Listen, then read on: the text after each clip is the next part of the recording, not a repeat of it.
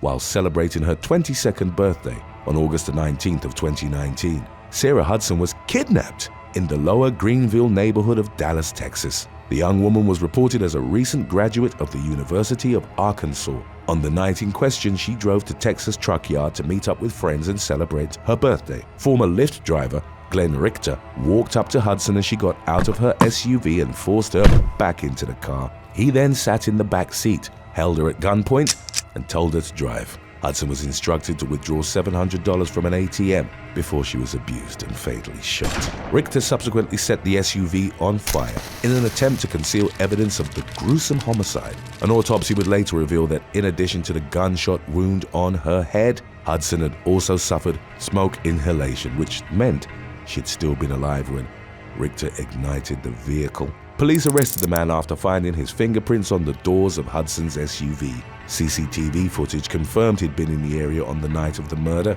Facing the death penalty, 51-year-old Richter agreed to plead guilty in exchange for a life sentence. He would be eligible for parole after serving 30 years. Number 9. Alexandra Dean. On June the 4th of 2016, during a house party in Miami Gardens, Florida, labeled as a Project X type affair, Alexandra Dean was shot to death while surrounded by more than 200 fellow partygoers. 23-year-old Dean had recently graduated from Nova Southeastern University. The owners of the house in question were known to throw annual pool parties, according to Isaac Gooden, one of their neighbors. The gathering started at about 3 p.m. and included food, drinks, and entertainment. At around 9 p.m., police were called to the home after gunshots were fired. The only reported victim was Dean, although it wasn't immediately clear whether she'd been targeted or if she'd been shot by accident. In the incident's aftermath, none of the 200 partygoers were able to identify the shooter, prompting Pastor Eric Reedon of New Beginning Missionary Baptist Church to raise funds aimed at increasing the reward for the capture of Dean's killer. Prosecutors decided not to press charges against the owners of the house where the party was held. Since 2016, there's been a $4,000 reward for any information that might result in new leads, but there had been no developments in the case as of the most recent updates. Number 8. Tiring Griffin. On April the 1st of 2016, 36-year-old Tyrone Griffin fatally shot Nathaniel Mangrum, who was celebrating his 31st birthday at the Shades of Blue Bar and Lounge in Wilmington, Delaware. Moments before the shooting, Griffin had grabbed the DJ's mic and publicly wished Mangrum a happy birthday. The man also shot Mangrum's friend, Kyvise Tolbert, twice in the head and abdomen. The latter told authorities he felt Griffin's attitude while congratulating Mangrum had been subtly threatening. Both victims were rushed to the hospital, but only Tolbert survived. Griffin remained on the run from the police until September of 2016. He was charged with first-degree murder, attempted murder, and reckless endangerment. Although his charge was eventually lowered to manslaughter, it didn't afford him a lesser sentence. As a habitual offender, Griffin was judged more harshly than a first-time criminal, and he was thus sentenced to 90 years in prison. Number 7. Maxine Hansen. Maxine Hansen, aged 25, was arrested on December the 1st of 2016, along with 3 friends at the Gramercy Park Hotel in Manhattan, New York. A hotel employee had reportedly heard someone say, "Be careful, you're going to shoot yourself," in the room that had been rented by the group. It would later come to light that Hansen, as well as friends Ashley Mueller, Faris Youssef, and Bassem Youssef, began live streaming a party while brandishing BB guns designed to look like pistols. When police arrived at the scene, officers discovered 6 BB guns and several containers of illegal substances. Hansen was charged with felony criminal possession of a controlled substance and possession of an imitation firearm. She was held in custody on a $30,000 bond. Judge Laurie Peterson withdrew the bond when it was decided Hansen's charges would be downgraded from felonies to misdemeanors. The young woman was ultimately ordered to spend 3 months behind bars. Far from repentant, Hansen went on to suggest Rikers Island should have its own reality TV show called Rikers Gone Wild, and that she would love to star in it. Number 6. Cassie Raelin Rowan. A resident of Tahlequah, Oklahoma, was arrested for driving while intoxicated after partying on January the 23rd of 2017. 19-year-old Cassie Raelin Rowan who frequently uploaded scantily clad pictures to Instagram, caught the internet's attention with the outfit she wore while posing for her mugshot, which included a particularly revealing low-cut top. She was charged with drunk driving, but no further information was released regarding her case as of March of 2023. Number 5. Fernanda Maria.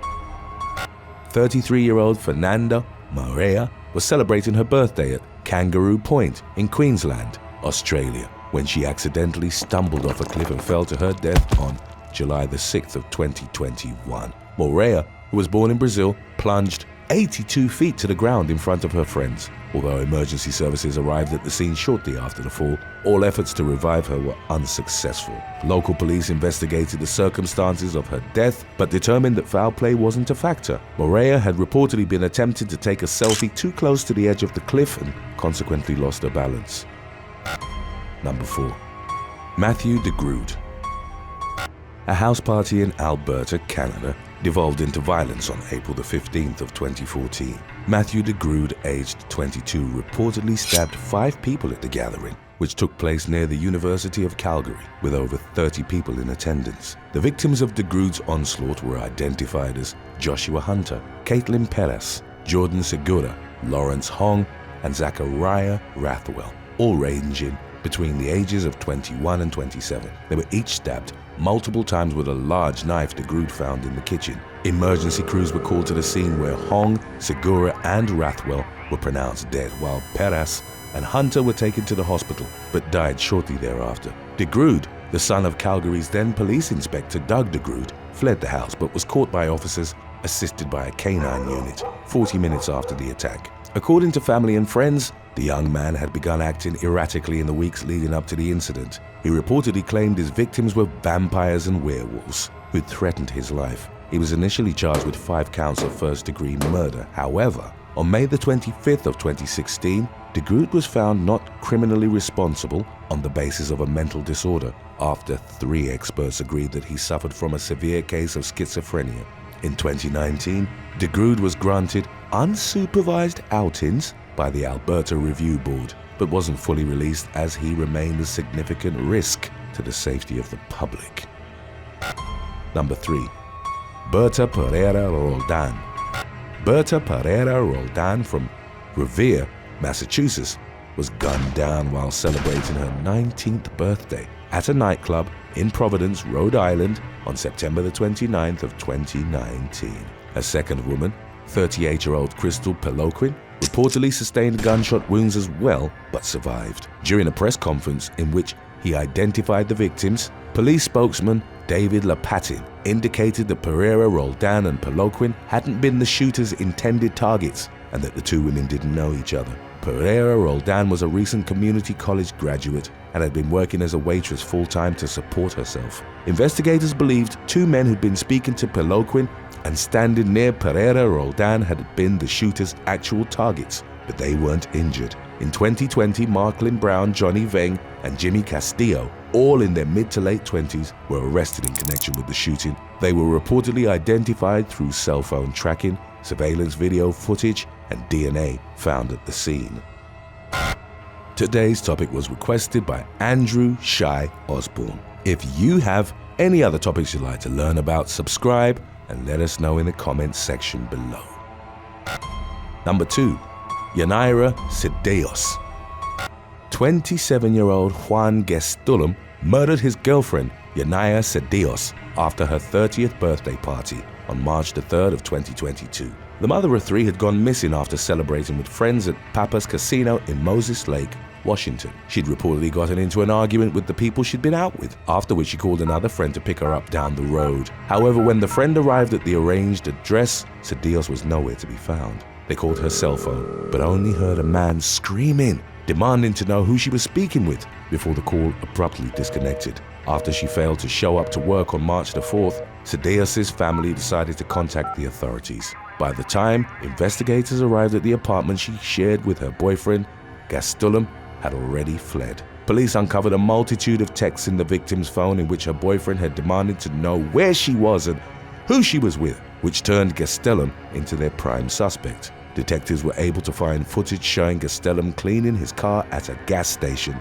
the morning after his girlfriend's disappearance. The victim's body, which exhibited signs of abuse, was discovered in Walla Walla County 2 months later. Investigators would go on to unearth pictures Gastelum had taken of himself as he assaulted his girlfriend's body post-mortem. He was tracked to Oregon and extradited back to Washington, where he was charged with second-degree murder. He entered a not guilty plea, and as of the latest developments, his trial was slated to begin in May of 2023. Stay tuned after number 1 if you'd like to watch our previous video on when birthday parties go wrong. Number 1. Inglewood birthday shooting.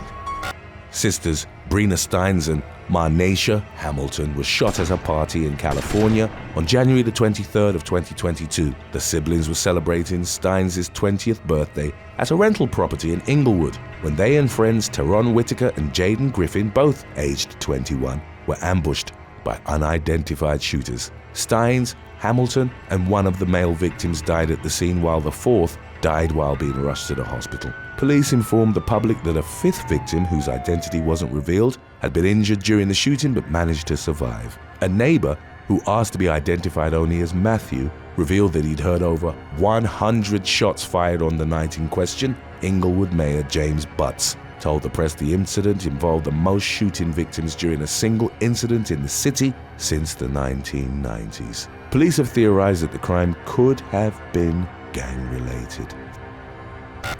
Number 10. December the 26th, 2016. Prior to her birthday, the parents of Ruby Ibarra Garcia accidentally posted a public invitation for everyone to attend her 15th party. Held in La Jolla community in central Mexico, a horse race was to be put on in her honor, with the winner taking away a grand prize of 10,000 pesos, or about $490. The invitation went viral on social media, and thousands of people turned up to help her celebrate her special day and partake in the race. 66-year-old Felix Peña was one attendee that hoped to walk away a winner. A local stable worker, Peña regularly raced horses and had entered his own horse, Oso Dormido, into the event. As he stood cheering on, he somehow stepped into the path of a galloping horse and was trampled. Some eyewitnesses speculated that he might have misjudged the distance and speed of the oncoming horse, but it's still unclear what had led the experienced horseman into its path. Peña was rushed to a hospital but died on the way. When asked about the party, police said that, apart from his accident, it had gone on peacefully. Number 9. 22nd of May, 2021. Stephen Anderson and his family traveled for a weekend getaway to Center Hill Lake, Tennessee, with 2 other couples to celebrate his birthday. Unfortunately, the celebrations were abruptly cut short on Saturday. Whilst enjoying a day at the lake, the father of 2 fell from a rock bluff and died. He had decided to scale the rocks to gain a better vantage point from which to jump into the lake, but as he was climbing, he lost his footing. He was seen hitting rock after rock as he tumbled down the cliff and into the water. The recovery process required the collaboration of many, but his body was finally found and recovered with the use of a remote aquatic robot 165 feet below the surface. Number 8.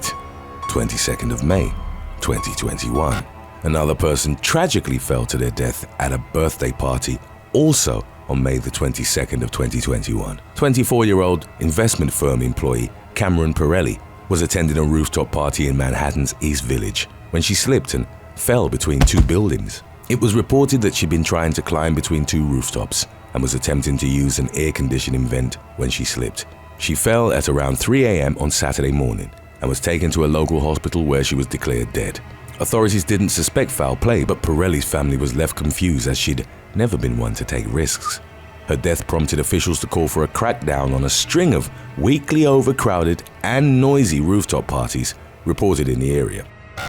Number 7. Theodora Macias, May the 9th, 2021. Sandra Ibarra and her extended family were gathered to celebrate her birthday on May the 9th of 2021, when it was crashed by her boyfriend. Fueled by rage over not being invited, her boyfriend, Theodora Macias, showed up to the birthday party and opened fire on the attendees. The couple had been dating for a year, but recent tensions between Macias and her family, stemming from another family gathering, compelled her to forego his invite. 7 people were killed, including Ibarra and Macias, who ended the attack by taking his own life in front of adults and children alike. Extensive interviews with Ibarra's family led police to believe that, at the core, it had been a horrendous act of domestic violence and characterized Macias as controlling and jealous.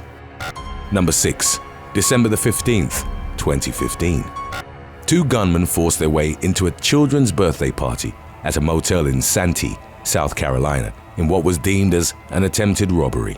The armed robbers forced the 2 adults, 3 children, and 1 infant in attendance into a corner and demanded that the father of the birthday girl give them his property. The man was about to begin cutting his daughter's birthday cake when the 2 party crashers barged in, brandishing guns. According to reports, the gunman fired shots outside the room and even held up a 7-year-old child at gunpoint as a means of scaring the victims. Once the robbers got what they wanted, they made a quick getaway in a woman's car but were caught soon after. Police identified the perpetrators as Santee locals 24-year-old Alexander Outlaw and 17-year-old Rufus Gates. Outlaw was charged with 6 counts of kidnapping, first-degree burglary, and possession of a weapon during a violent crime and was given a 10-year sentence. Gates faced multiple charges of kidnapping, armed robbery, and possession of a weapon, but the charges were dropped. Still a minor, Gates pleaded guilty to second-degree robbery and was sentenced to a maximum of 5 years under the Youthful Offenders Act. Police identified the getaway car and the driver pled guilty to misprision of a felony, but the judge dropped her 5-year sentence to 1 year on probation. Number 5. July 28th, 2019.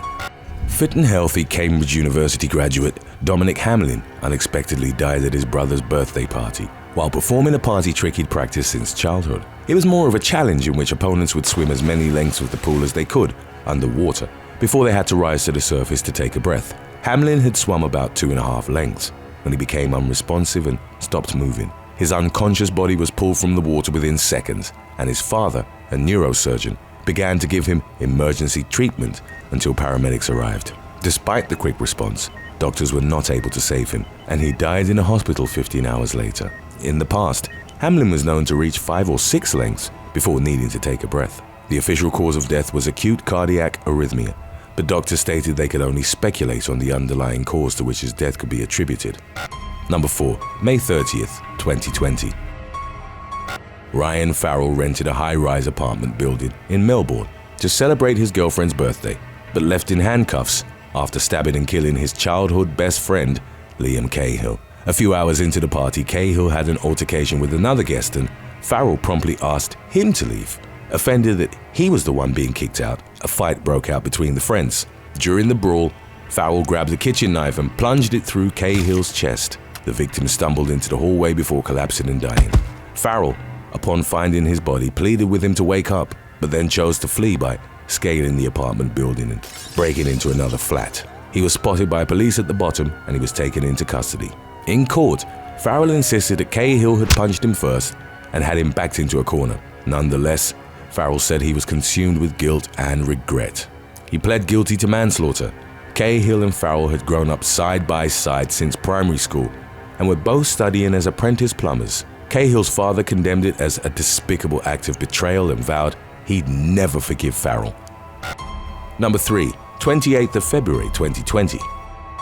Russian influencer Ekaterina Dedenko's birthday party in February of 2020 turned to tragedy when a stunt involving dry ice went wrong. The famous blogger and her husband had been hosting friends at a Moscow pool complex to celebrate her 29th when over 55 pounds of dry ice were thrown into a swimming pool. It was intended to create a dramatic visual effect to impress guests, but instead sent 7 people to the hospital and killed 3. When added to the pool, the frozen carbon dioxide created a thick, toxic vapor that caused acute carbon dioxide poisoning and chemical burns to partygoers in the pool. Dedenko's husband was amongst those taken to the hospital, but his injuries proved too severe and he was pronounced dead shortly after. While at the hospital, Dedenko posted multiple videos to her 1 million subscribers, updating them on her state and breaking the news about her husband. As her following began to grow in the aftermath, she continued to post videos documenting her grief, for which she was branded immoral. Prior to the tragedy, as a trained pharmacist, Dedenko dedicated her page to sharing advice about at-home medicine, along with glimpses into her personal life. Today's topic was requested by Scotty Lewis and P. Calls. If you have any other topics you'd like to learn about, subscribe and let us know in the comments section below. Number 2. December the 24th, 2019. Karoli Dawn Taylor's uncle was hosting her 46th birthday party at his house in Harris County, Texas, when her violent ex-boyfriend, Albert Benjamin Simon, turned up and demanded to see her. Taylor's uncle had watched Simon pull up in front of his house just before 9 p.m. and, recognizing who he was, walked out to meet him. Simon, in turn, met him with the barrel of a gun pointed at his chest and forced his way into the party. Moments after the final notes of "Happy Birthday" rang out, brandishing 2 guns, he took Taylor outside onto the porch and threatened to kill her if any partygoers called the police. Shortly after, multiple gunshots echoed out, and Taylor's uncle is said to have found her dead with 5 gunshot wounds to her head and body. Simon fled the scene and was missing for several days, during which he apparently sought out a friend to hide his car and confessed to the murder. 4 days after the shooting, Simon was located sitting on a bench in Herman Park. The altercation that followed led a deputy to open fire on the hostile suspect, hitting him at least 2 times. He was rushed to the closest hospital but succumbed to his injuries. Number 1. October the 6th, 2018. 18 people were riding in a 2011 Ford Excursion limousine on the afternoon of October the 6th of 2018 when it crashed in Schoharie, New York. The group had gathered to celebrate the birthday of Amy Steenberg and was made up of her newlywed husband as well as her closest friends and relatives. The limousine was on the way to the birthday venue at a local brewery when it blew through an intersection, crashed into a parked car and went flying into a ravine, along with the death of the driver and all 17 passengers. 2 nearby pedestrians were struck and killed in the crash. Investigations into the tragedy found fault in the vehicle, the driver, and the company. The limousine had failed 2 mechanical inspections for deficient brakes and been ordered out of service by the state. Furthermore, the vehicle was only certified to take 10 of the 17 passengers, and the driver was licensed to take less than 15. The owner and operator, Nauman Hussein, was arrested and charged for criminally negligent homicide and second-degree manslaughter. He fought the accusation by stating the brake failure was unforeseen and that the owner should be on the fraudulent shop they had hired to fix the brakes. The limousine crash made history as the deadliest U.S. transportation accident in 9 years. Thanks for watching. If all expenses were paid for, would you rather celebrate your birthday with all of your friends and family and all of your ex's friends and family, or not at all? Let us know in the comments section below.